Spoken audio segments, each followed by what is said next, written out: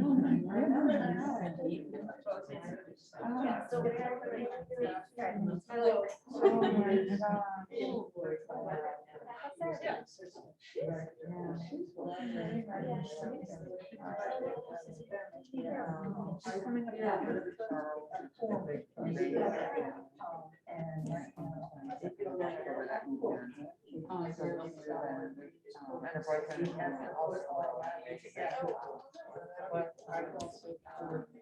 Yeah.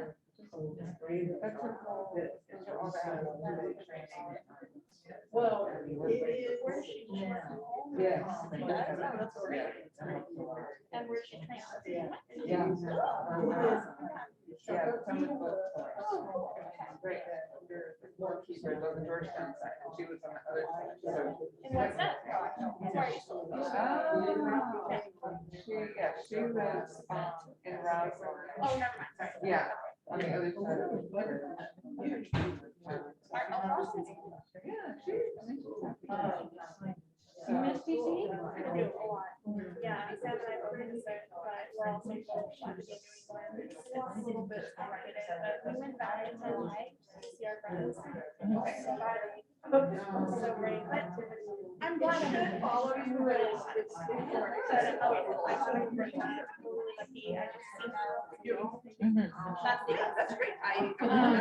But DC is just really fun. It's easy to miss things, but as far as like law school, I want but Yeah, so that should, if you click it now, it should. advance. No, I live really close to that. I live in an apartment on Clifford Market. It's really beautiful and well. And it's just me and Peggy Canada. I'm kidding. Yeah, because Sam was in Sutton. Yeah. He's such a he lives in Sutton. So I heard about like one here. But yeah, he comes up and okay. He misses a lot of lands, but he's having fun. Yeah. So tell me when you're good to go. It's great. It's just really busy and Okay, hello everyone. Welcome. And welcome to the York Public Library's monthly writer series. My name is Susan. Just introducing tonight, but I'd like to give a few thank yous and a few notices before we begin. I'd like to thank our Assistant Director, Sophie Smith, for working out the technology to make this hybrid thing happen. It's been a challenge, especially under the circumstances, and to let the people at home know and here, excuse me, that this is a hybrid program. So there are people at home watching. And when we get to the Q&A part, for the people here to make sure that you speak up, and for the people at home to make sure that they raise their hands in the chat part. But let's get on to the program. I'm always excited when I get to introduce a new author to the York community, especially one that is from Maine and a woman here in York. Robin Clifford Wood has written a biography of another woman with Maine connections, Rachel Field. And that's another thing to be really happy about. We want to make sure that Rachel Field is not forgotten. I don't know about you, but sometimes when I read biographies, they can be boring. You know, the cradle to the grave and every little incident in between. But I promise you, this book, The Field House, is not boring at all. And what Miss Wood has done here is make kind of a hybrid, and she's done a very clever thing to make it partially memoir. And it's compelling, it's personal, it brings a famous female writer from the 1930s to life. And it brings it us into the 21st century. Robin, our author tonight, graduated from Yale with an MA in American Studies. She earned her master's in English, from the University of Rochester.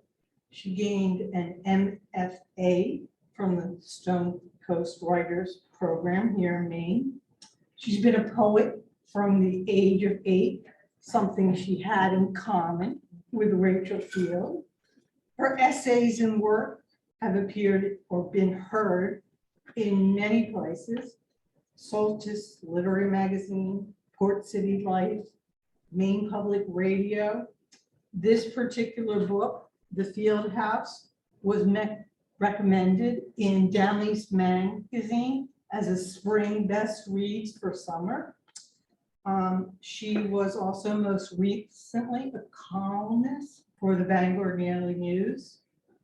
She's also, as we can say as women, a very proud mother and grandmother. She has 4 children, but her connection to Rachel Field goes deeper than that.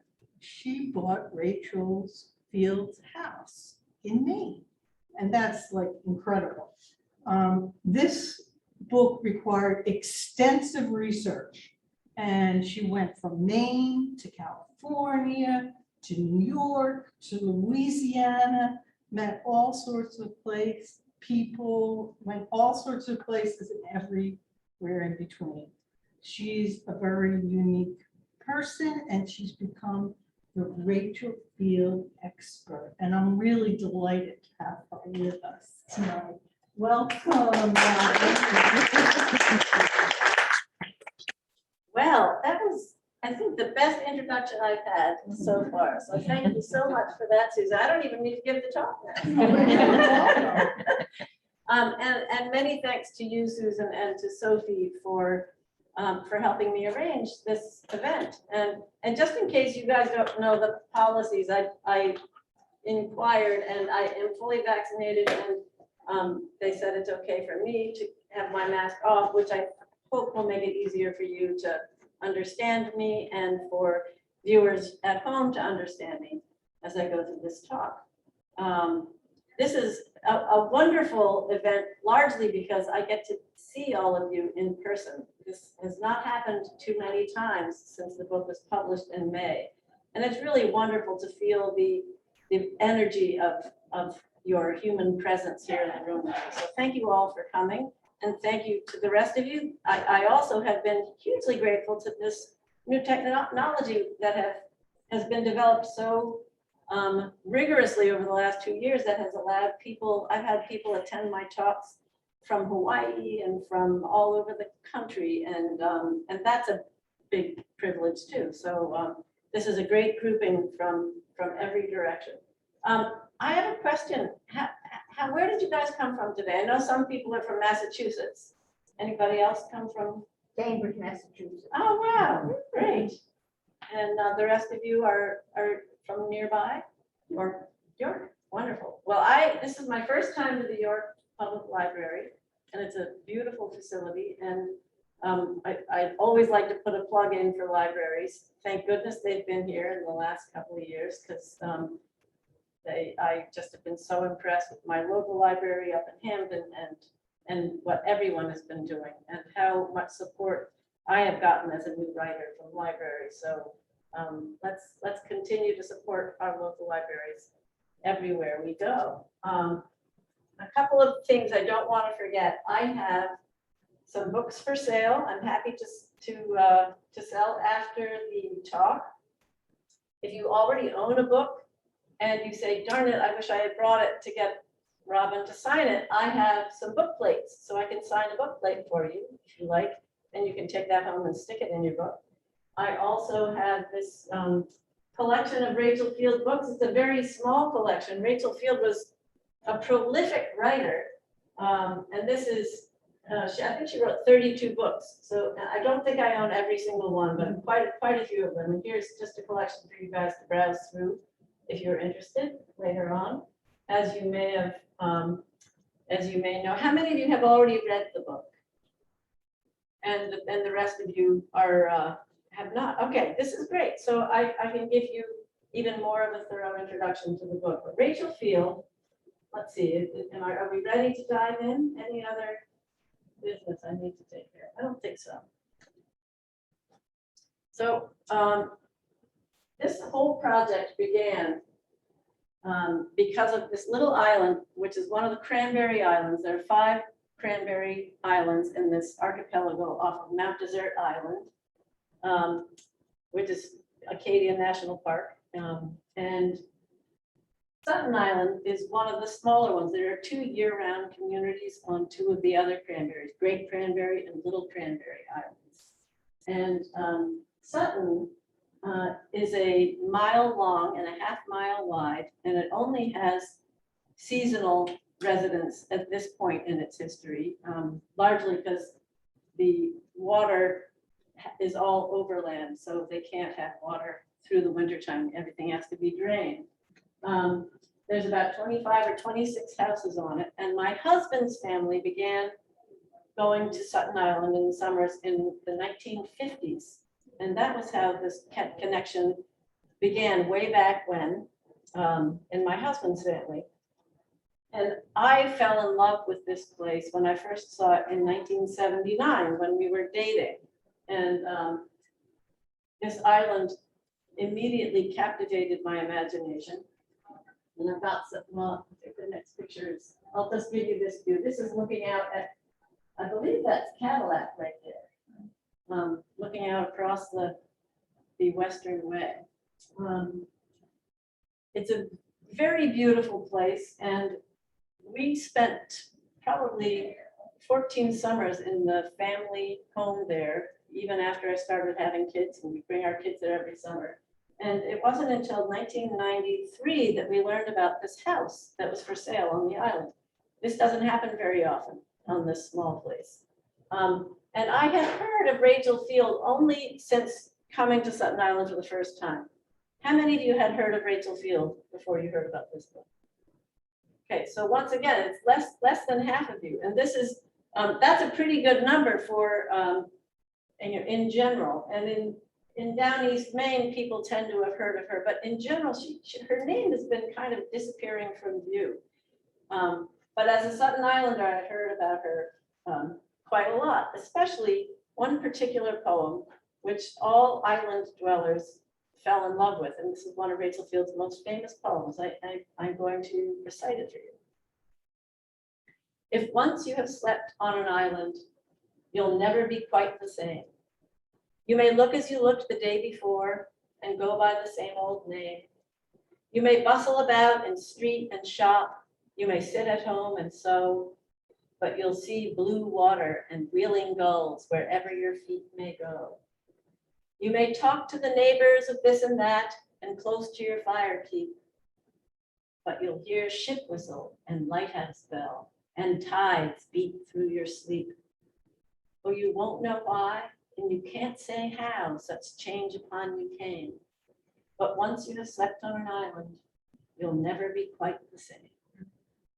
Thank you to Rachel Field, who wrote that probably in the early 1920s, and it was in one of her earliest collections of poetry. And she wrote that she almost didn't even include it in the poems she submitted. She thought it was one of those throwaway poems, and was so surprised that it has turned into one of her most beloved and recognized poems that she ever wrote.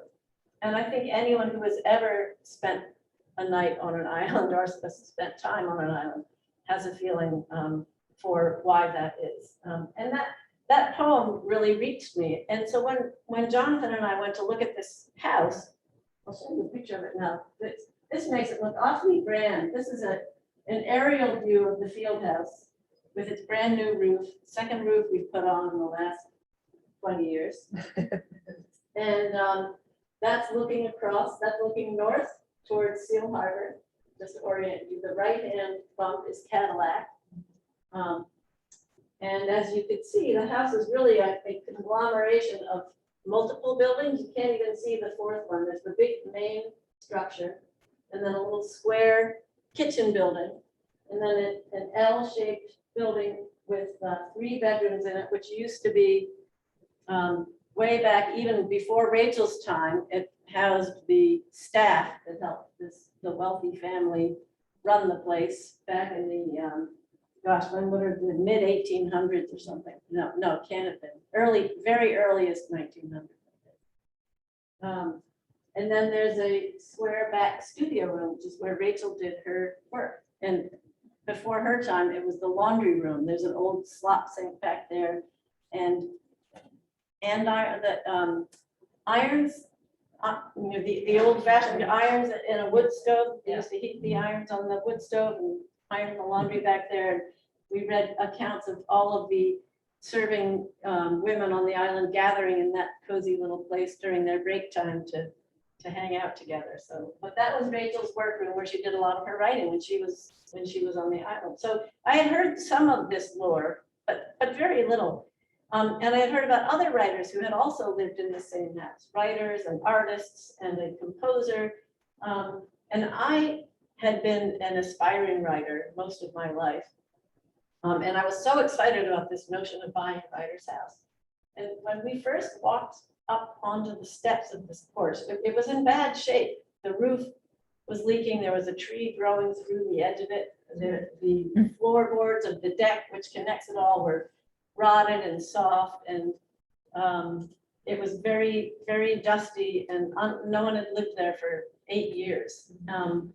But I just had heart palpitations when I walked through the place. I felt so moved, so stirred by something. I don't know. I think a lot of people who live in New England in particular know that feeling when you walk into an old building and you feel a sense of its history in the air somehow. And I write about that in my prologue when when you see the refracted sunlight coming through the wavy glass and dust motes floating, and I don't know, there's a sense of the presence of the past there. And I felt that very powerfully. And a year later, my husband and I figured out a way to purchase this old place. And that was 1994, and we've been spending summers there ever since. It took me a long time, but about 14 years after we had started summering in this house. I think I have another shot. Here's an evening shot of it.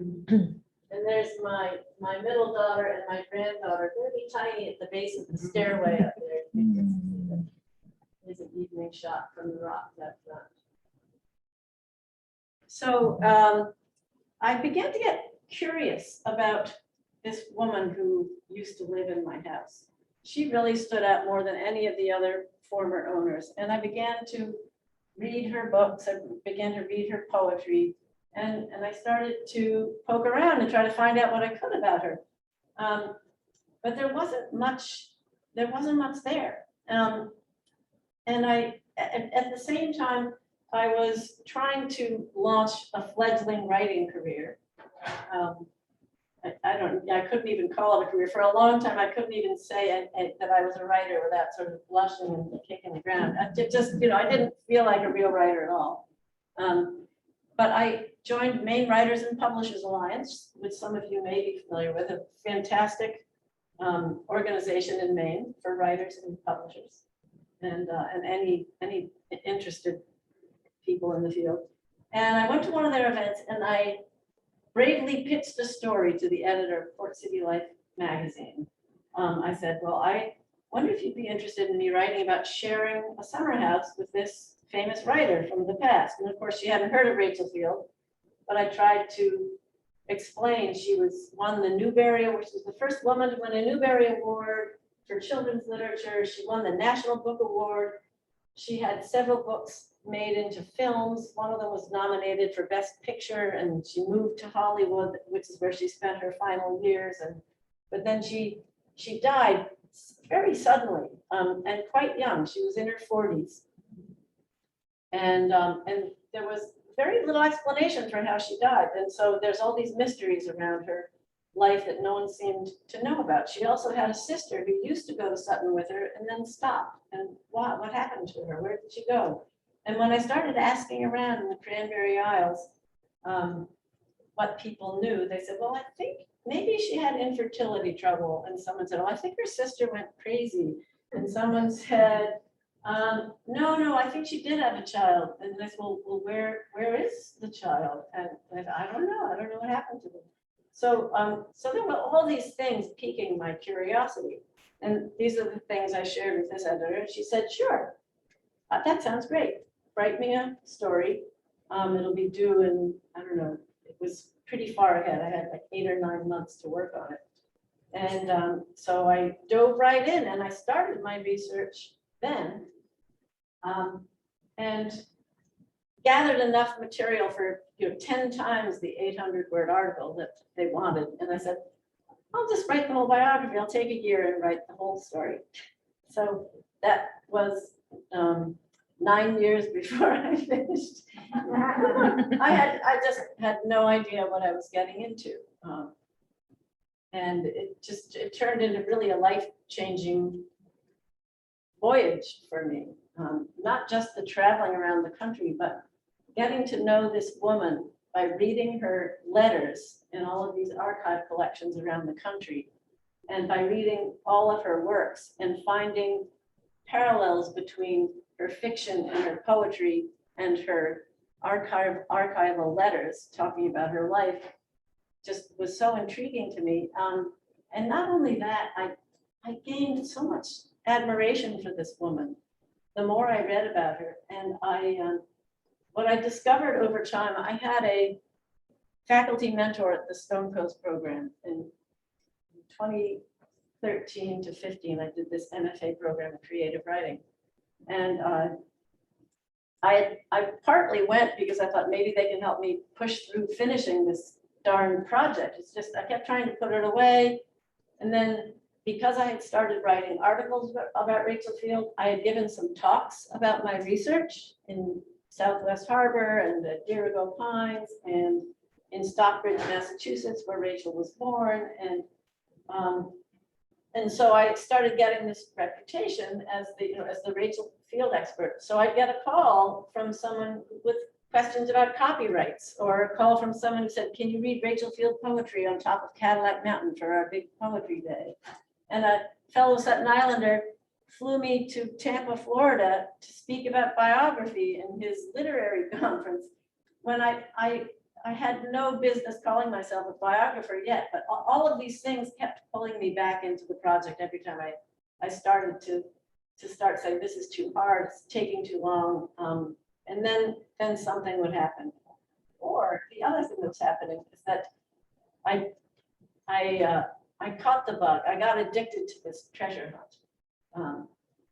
Because a lot of the questions had only just begun bubbling up by the time I wrote the article for Port City Life. And I was on a quest to figure out what is the deal with Rachel Field's love life. She has some poetry, especially in her private collections, that have breathtaking heartbreak and pain of rejection and I'll just some passion that I didn't see anywhere in her relationship with the man she did end up marrying at age 40. She married quite late in her life. And it was a wonderful relationship, but I couldn't figure out, I said there had to have been somebody else. So that's one of my big mysteries. So let's see, where was I going?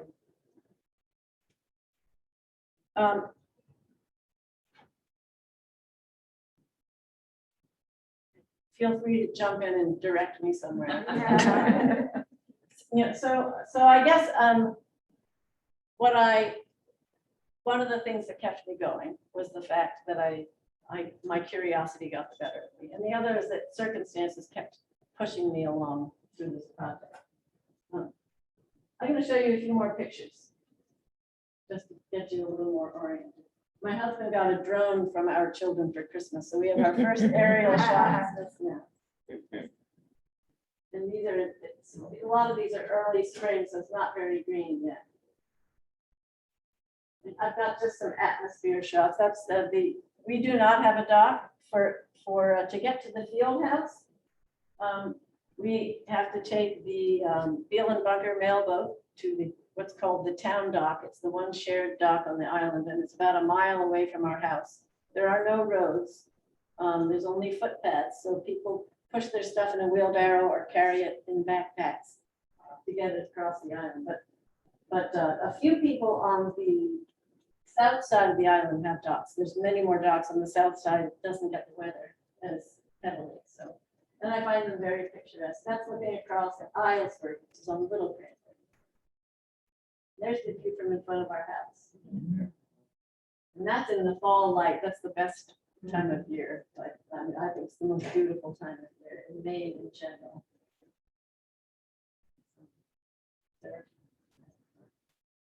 There's the house with sunlight.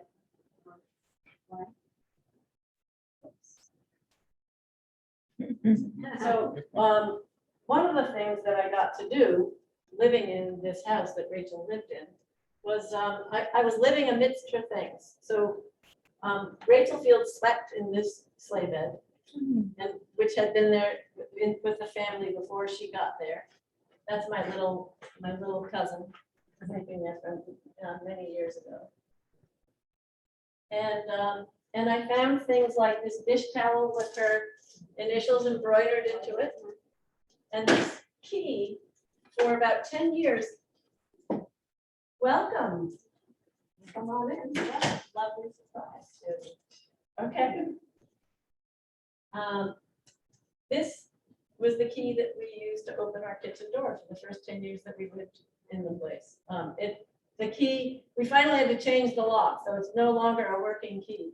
But the reason why I have it in there, in addition to the Scotty Dog cocktail napkins, these are the things that, as I learned about Rachel Field, I started recognizing which things belonged to her in the house. She had Scotty Dogs throughout her life. And there's a bunch of Scotty Dog paraphernalia around on the shelves, and these cocktail napkins were shoved into a drawer somewhere. So now I have them out on display. But Rachel wrote a poem called The Playhouse Key. And she did these silhouette illustrations of her own poetry. And there's that key. And the first time I said, that's so cool. I know exactly the key she was using to make that illustration. Because she was also an artist. She actually first went to Sutton Island when she was 15 years old to study art. And she did pen and ink drawings, and she hand colored a lot of her pen and ink. She also did these incredible silhouette illustrations of a lot of her works. And I've got some more of those to show you later too. But before I go on with that, I'm going to digress a little bit, because one of the things I often forget to get to, just to follow the story of the writing of this book and the project itself. As probably after about 8 years, I had most of Rachel's life written. There were some mysteries remaining, but I was beginning to get to the point where I thought I just have to get going with this. And I began to shop the book around, and people hadn't heard of Rachel Field anymore. They said some people said it sounds lovely, but no one's heard of her. And so that was a frustration. I couldn't figure out how to create more, to generate interest in Rachel Field again, which is partly what I wanted to do.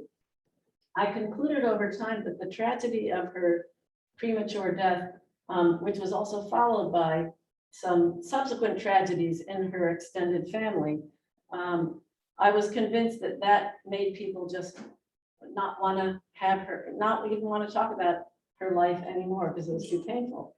And I thought, this is a terrible thing, because Rachel Field was an absolutely sparkling person. She had this elfin, sparkling personality. People described her as lighting up a room. Someone said she's like a great sunny child bringing flowers in from the country or something like that. She was a consummate storyteller and would have people captivated by her, the tales she would tell. And even though she said she hated public speaking when she first started talking, when her books started to become famous, she was such a successful speaker. She had a lyrical voice. People describe her as being a very melodious voice, and just a charismatic presence. She was also tormented by the fact that she didn't like her physical self. She was a very large woman. I never found any record of her height or anything about her size written down. But people talked about her having heavy masculine features and favoring her father with a big jaw, and she despaired of the fact that she didn't look like. She wrote about fairies and elves in a lot of her children's poetry, and people were often very surprised when they met her for the first time. And this was quite a torment to Rachel Field. Let's see if I have this is another shot of the house. And that's another sunrise. I'm not usually a morning person, but I had one year where I was up with the sun every day. It was a little writer challenge for me to be outdoors for sunrise every day for a year. And a lot of those were on Sutton Island. So I had some great sunrise pictures from the island. Here's Rachel. And that's one of the loveliest pictures of her. I find it quite beautiful in that picture. But I'm going to read you one of her poems, which was anthologized in a lot of places, because this is a theme that came up time and again in her writing, both for adults and for children, and in her poetry and in her plays. And this is called My Inside Self. My inside self and my outside self are different as can be. My outside self wears gingham, smocks, and very round is she, with freckles sprinkled on her nose and smoothly parted hair, and clumsy feet that cannot dance in heavy shoes and square. But oh, my little inside self, in gown of misty rose, she dances lighter than a leaf on blithe and twinkling toes. Her hair is blowing gold, and if you chanced her face to see, you would not think she could belong to staid and sober me. And another one she wrote around the same time period is called The Quiet Child. Incidentally, one of her children's books that is not as famous. Again, I keep on getting sidetracked. I interrupt myself all the time. So if anyone has a question, feel free to raise your hand. I don't mind interruptions. Yeah. Just curious if you ever heard her voice. Funny you should ask. One of the greatest gifts of my life was the gift of Rachel's voice, and I'm going to share it with you later. Do you have that? I don't believe you sent me a recording. If I think it's there. I saw it on the one she sent. There is an MP3 that I think I said, so maybe you then I can- will find it. Yeah, if you can, that would be great. So yes, I do have her voice, and I hope I'll be able to share it with you in some form later on. So here's Hitty, her first 100 years. This was the book that really launched her to fame in 1930. She won the Newbery Award, first woman to win the Newbery Award. And it's a story of an old wooden doll, who's about 6 inches tall, who travels all over throughout American history. And she meets all kinds of famed celebrity people in American history. And a lot of people in their 60s and 70s and 80s have these very fond memories of loving Hitty as a child. And it's been really fun to have to connect with people over their love for Hitty. And there are doll clubs all over the country who are huge Hitty fans, and whole businesses around creating wardrobes for Hitty. So that was her first big children's book. And the Calico Bush, which is my favorite of her children's books, is set in Maine. And that also was a Newbery Honor Award, just for your information. She wrote another book called Hepatica Hawks. And that I brought that up because Hepatica Hawks she said once that it might be the most biographical work of anything she wrote. And it's about a child, a girl's maybe 12 or 13 years old, who is a giantess and travels with the circus freak show. And her best friends are a tiny midget and a man who swallows fire, and all, and so this is the cast of characters. And this was kind of how she saw herself in the world. It was a really sad thing. She had a lot of insecurities about her physical appearance and also about the fact that she couldn't read until she was 10 years old. She said, I literally could write before I could read, because she liked listening to reading being read aloud, which her mother and her Aunt Kitty did. Those are the two women who raised her, and her teachers at school read aloud all the time, and she would have poetry memorized after a single hearing. Her little school put on plays every year, and she would have everybody's parts memorized in the plays. So this is where her strength was. But that phenomenon of feeling that her outside self didn't match the self on the inside is a very powerful force that showed up in a lot of her work. I won't read you this entire poem, but another one along the same lines is called The Quiet Child. It starts, by day, it's a very good girl am I. I sit by the fire and sew. I darn the stockings and sweep the floors and hang the pots in a row. But oh, by night, when the candle's out and my bedroom black as pitch, I've just to crackle my thumbs to turn into a wild, bad witch. And then she goes sailing through the dark night, all through the night. And she says, no one knows when morning comes and I'm back in bed once more, with tangled hair and eyes ablink from the sunshine on the floor. No one knows of that witch who rode into the windy, dark and wild, and they let them praise my sober ways and call me a quiet child. So that's an indication of Rachel's, some of the angst in Rachel's life. And so many of these things just, she captured my heart.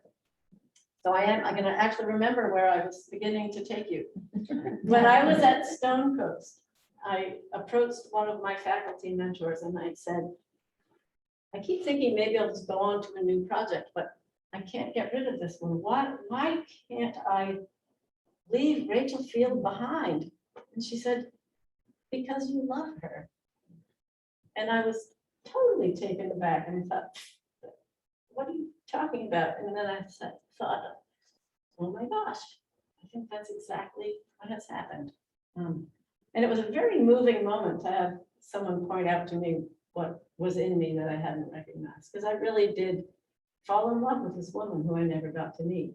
And it became a quest for me to bring her light back to the world and sweep away this tragedy that clouded what was so wonderful about her life and her work. So the thing that finally broke open the creation of the book itself was when I went to a writing workshop on Campobello Island in the summer of, well, it was 8 years into the project. So it's probably 2016 or something. And one of the writing prompts that the faculty mentor gave us, he said, write a letter to someone who will never read it. 10 minutes, go. And I wrote, Dear Rachel, are you mad at me?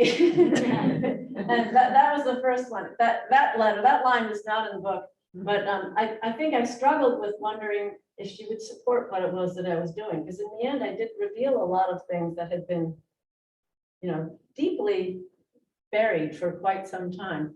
But she was a really progressive woman for her day and age, and I think she would have been very happy to have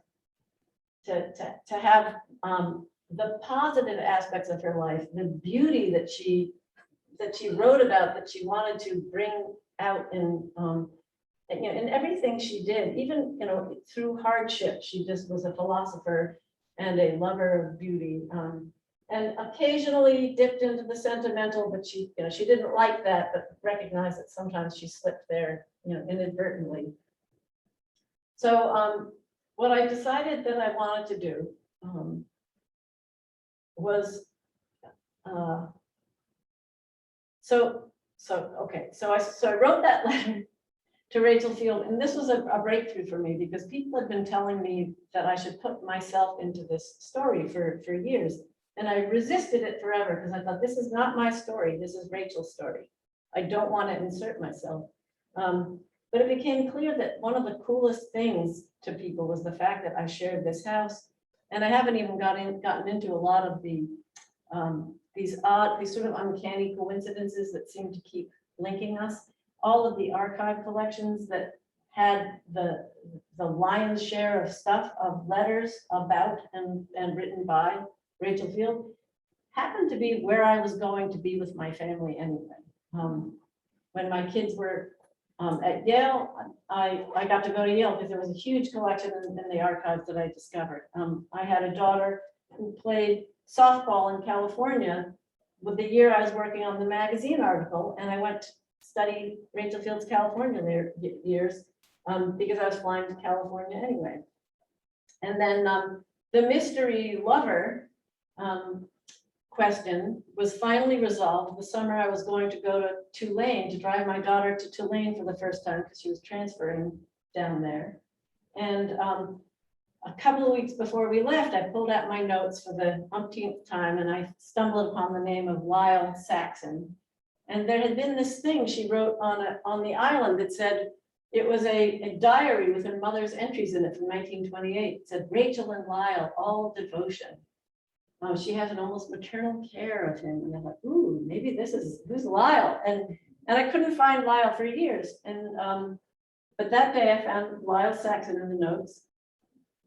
Thanks to the internet, in no time at all, I was speaking to Lyle's biographer. And she gasped. She said, I can't believe you live in Rachel Field's house. I've read the most incredible collection of letters, 30 letters that I think should be published. They're so amazing. I almost wrote Rachel Field's biography myself. And I said, and my heart was something like, wow, this is a huge breakthrough because it felt like this big missing chunk from my story, from her story. And I said, where are those letters? Can I see them? She said, they're in the archive at Tulane University.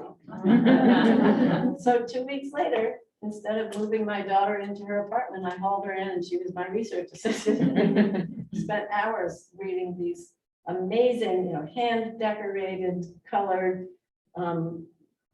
letters that were full of clearly a love affair that was, perhaps two-sided, but perhaps not. He was just clearly holding her at arm's length. But it was an amazing find. So all these things kept happening to me. And so when I had that writing prompt on Campobello Island, and I wrote that letter to Rachel, I thought, here's how I can tell that part of the story without interrupting Rachel's. At first, I thought I'd just have one letter at the beginning, and then I decided to write Rachel a letter before every chapter of the book. And that ended up tracing my whole progression, largely what I've been telling you about tonight, sort of the progression of how Rachel brought me from being a shy, not quite writer to a full-fledged writer who can, claim it now openly. And I thank her every day for leading me to this book and for modeling this incredible work ethic that she has and for valuing the life choices that I made. And because that was her way of looking at life in general too. So I'm just dumping so much information on you. I'm going to show you a little bit more. Let's see, that's the slide maybe not showing up. Here's another shot of Rachel with her dog, Spriggan, on Sutton Island. And since Rachel's with her dogs, I put one of me with my dogs. Only one of those is still living, sadly, but we always love dogs. Sutton is dog heaven.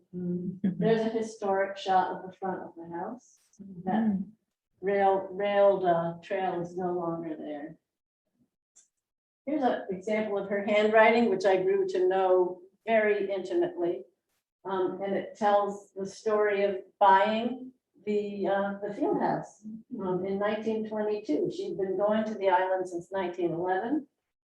And she says something, I'm not going to read the whole thing. All goes merrily for the present, but occasionally I do take thought for the morrow, or rather next winter, when I shall probably join the ranks of Highland's Red Line, or else take up my stand by the public library lions with a tin cup in my hand. I wish I could have a hand organ in Monkey, but you know that New York really forbids the latter. It goes on. So that's the kind of thing that she said in her letters all the time. She was a incredibly prolific letter writer. And I got to hold her Newbery Medal in my hands at one of the archives. This was at Schlesinger Library at Radcliffe. Another of her art talents was hooking rugs, and that is a rug, a hooked rug version of Bear Island. And a descendant of another Sutton Islander shared this with me, so that was really cool to see. How large is that? I think it's about like this. And here's a handmade book she made for her editor, privately printed at the Playhouse Press, Sutton Island. She called it the Playhouse. I am told that's because she bought it with money she made from plays. That was when she left her regular job and decided to give writing a full-time go. And this is the guest book of my next door neighbor. And those are silhouette pictures cut out by hand by Rachel Field. Her signature with her moms and her aunts and her sisters down below. And I just put a couple more of her, so this is her silhouette illustrations for her poetry. And Christmas greeting cards that she did on her own. And that's one of my favorites. That, for those who've read the book, you probably recognize it. This is the colorized version. I love that one. And here are my children who were my inspiration on Sutton for many years before I really got into the writing part. It is also not just dog heaven, but it's kid heaven. It's just a And there's not a cell phone in the camp. right, exactly. Well, this is, and then the other thing I found, this is them putting on a play with some of their island neighbors and cousins in the woods. And I found out Rachel Field directed a play with island children performing one of her plays one year. So we have that in common too. There's my kids, minus one in-law. They're now all four married, and so far so good. There's one more in the October sun. That's Kate. And another little cousin on the rocks. Here's Rachel Field with Betty Davis on the set of All This in Heaven too. Wow. Yeah. Tell them that she wrote the screenplay. She did not actually write the screenplay. For this one? Yeah, she opted not to write the screenplays, but she did have quite a hand in the, I mean, she was on the set a lot and they consulted her about a lot of the stuff, but she was not interested in writing screenplays, I gather. So she preferred to write the novels, but she really wanted, she was pretty insistent on speaking up about stylistic stuff. And the other two films made out of her books were after she had died, and neither of them did as well. So I think it's because Rachel wasn't there to keep them in line. What was the title of that movie? That one was called All This and Heaven Too. Had Charles Boyer as well, and some other actors. And I think you might recognize her name if you heard it. So were you able to find that? I did find the Audio audio, file? yes. So this is a further along photo of Rachel, and I'd like you to be able to look at her face while you listen to the audio file, if that works. Let's see. Rachel was on a radio show called Rise and Recite, where celebrities came on and recited a poem, and then there'd be a competition. And I'm told she won the competition this day, but all I have is the recording of Rachel's reciting a poem that might be familiar to you. It's not one of hers. One of our selling up. Sorry.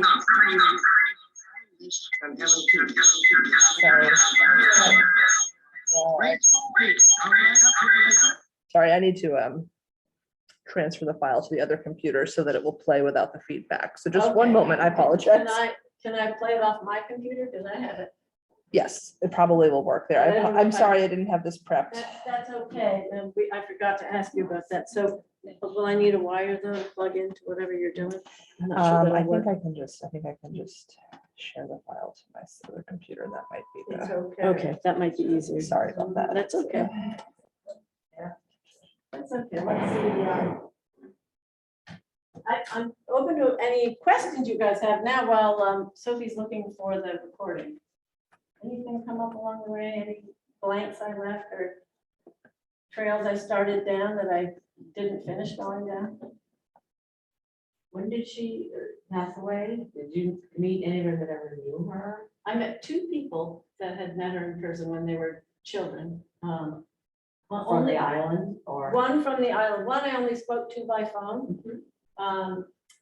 And the other I did know, I knew quite well, actually, on Sutton Island for years. Her mother was very close friends with Rachel Field, and they traveled to Nova Scotia together, and I have some letters written between the two women. So, yeah, so she was the one who told me that Rachel slept in that room with the sleigh bed, and that she worked in that back studio. So that was kind of a cool. Great, so firsthand. Yes, that was the one firsthand connection that I had. Yeah, that was a real treat. We good? All right, I think I have it. Let's see. All right, let's give it a try.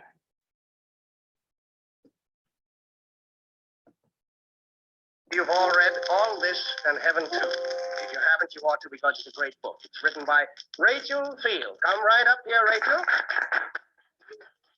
Good evening, my dear. We're all mighty proud of you, Rachel. Imagine you being a great writer. Little Rachel Field, who was always getting ink on her fingers. So, didn't you used to wear your hair long down your back when you were in school, or was it in pigtails? Oh, I wore them in two pigtails down my back. They used to get the ink wells on the desk in back of me. Oh, yes, I know. Well, you grew up to be a mighty good-looking woman, Rachel, and I wish all our scholars turned out so smart. I declare I talked to one of our boys a week or two ago, and he didn't know any more than he did when he was in the 5th grade. I asked him some questions about literature. And my goodness, I guess they're going to make a moving picture out of your novel, Rachel, aren't they? Yes, it goes into production this summer. You're going to write it for the movies yourself? No, I'm working on a new novel. Oh, I see. Well, you ought to try writing for the movies, Rachel. One of our boys is doing that very thing, and he's just started at it. He's doing pretty well. In fact, he's ahead of the game. He sent in 2 manuscripts to Hollywood, and they've already sent him back 5. Well, I understand our favorite recitation, or your favorite recitation, is that beautiful poem by Eugene Field, one that is beloved by all children from 6 to 60, called A Dutch Lullaby. Yes. That's its proper title, though many people call it Winkin', Blinkin', and Nod. And I think that calls for a little music in back of it, don't you, Rachel? Yes, I do. Winkin', blinkin', and Nod one night sailed off in a wooden shoe, sailed on a river of crystal light into a sea of dew. Where are you going, and what do you wish? The old moon asked the 3. We've come to fish for the herring fish that live in this beautiful sea. Nets of silver and gold have we, said Winkin', Blinkin', and Nod. The old moon laughed and sang a song as they rocked in the wooden shoe, and the wind that sped them all night long ruffled the waves of dew. The little stars were the herring fish that lived in that beautiful sea. Now cast your nets wherever you wish, but never afeard are we. So cried the stars to the fishermen 3, Winkin', Blinkin', and Nod. All night long their nets they threw for the stars in the twinkling foam. Then down from the sky came the wooden shoe, bringing the fishermen home. 'Twas all so pretty a sail, it seemed as if it could not be. And some folk thought 'twas a dream they dreamed of sailing that beautiful sea. But shall I name you the fishermen 3? Winkin', Blinkin', and Nod. Winkin' and Blinkin' are 2 little eyes, and Nod is a little head, and the wooden shoe that sails the skies is a wee one's trundle bed. So shut your eyes while Mother sings of the wonderful sights that be, and you shall see the beautiful things as you rock on the misty sea, where the old shoe rocked the fishermen 3, Winkin', Blinkin', and Nod. Very beautiful, Rachel. Now I'm picking a question. We don't need to hear it. Okay. So doesn't she have a charming voice? Yeah, it never gets old for me. I love hearing her How old speak. was she when? Let's see, so All This in Heaven Too was in production, so it was probably 1939. So she was 45. Yeah. She has a young voice. It doesn't Yes. match the picture.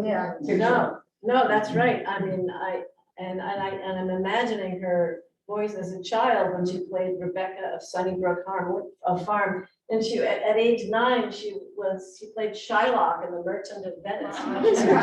She was so good.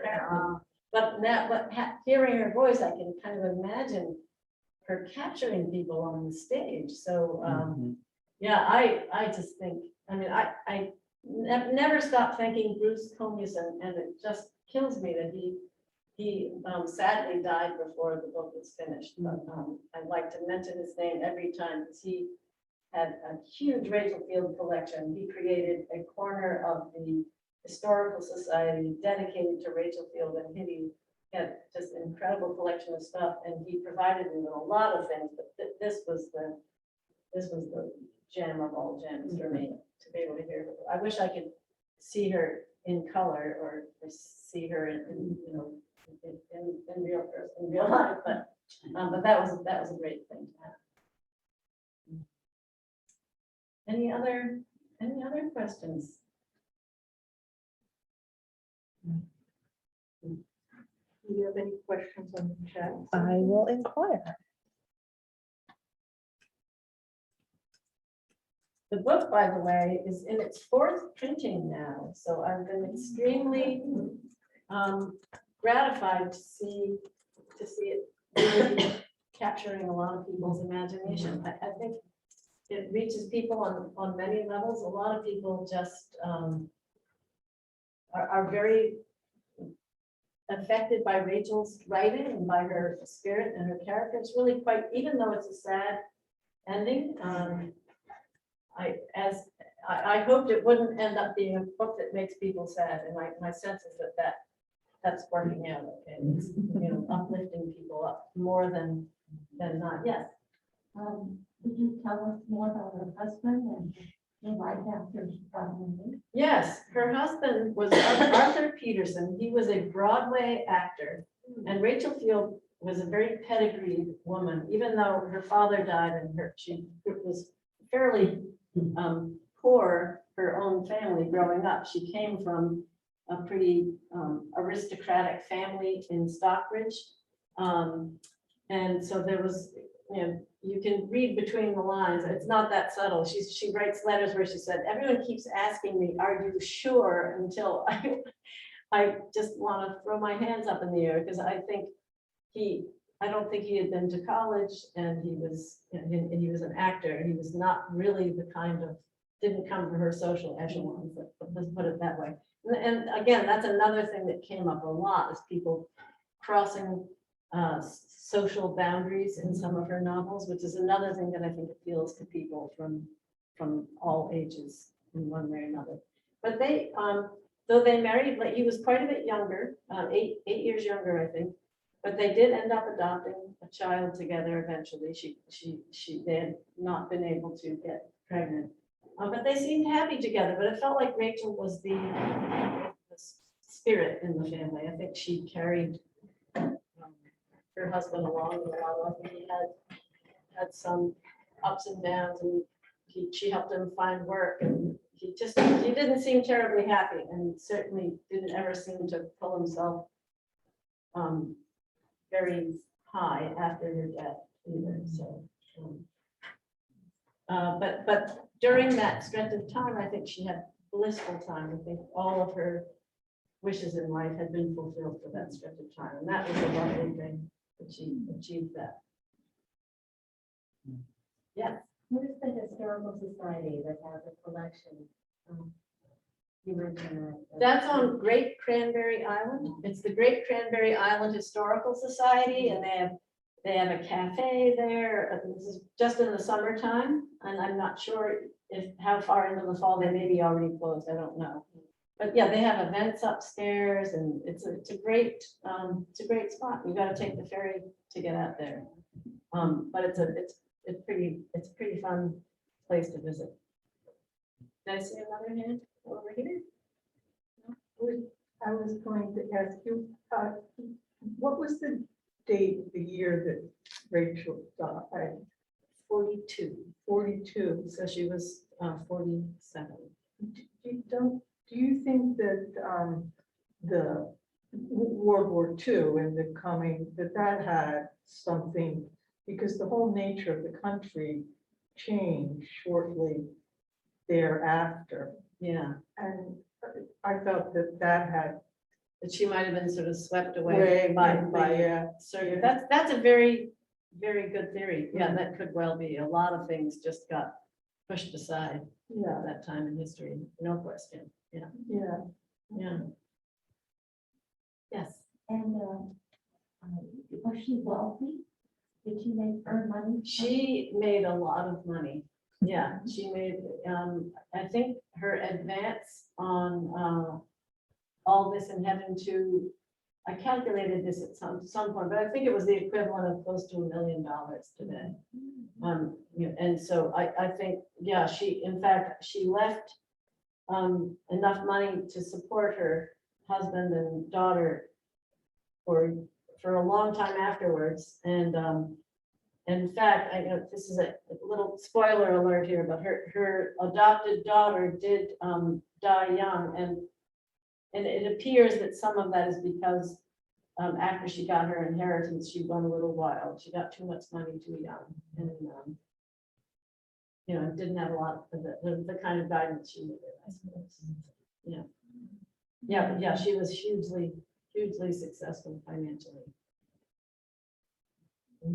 Yeah. I'll just ask you, I mean, I know how I discovered her, a paperback novel back in the 70s. I picked it at a store.